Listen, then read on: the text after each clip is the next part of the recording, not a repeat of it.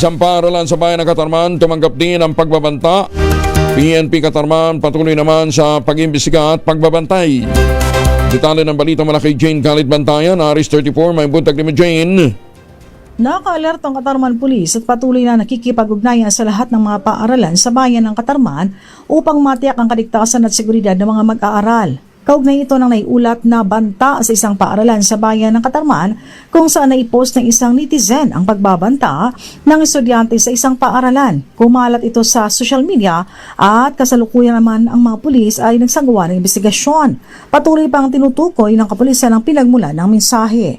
Naglatag na ng karagdagang police security sa nasabing paaralan at patuloy ang police visibility.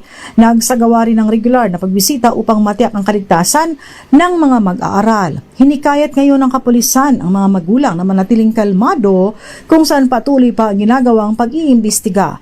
Pinayuhan rin ng mga magulang na bantayang mabuti ang kanilang mga anak.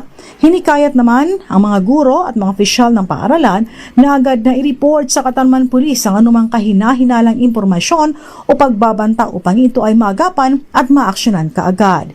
Hinikayat ng mga pulisang publiko na kung maaari iwasan ang pagpapakalat ng hindi mga beripikadong impormasyon. Mula sa Aksyon Radyo Katarman, RH34 Jane Galit Bantayan ng DZRH. Una sa Pilipinas, una sa Pilipino. Daghang salamat, Jane.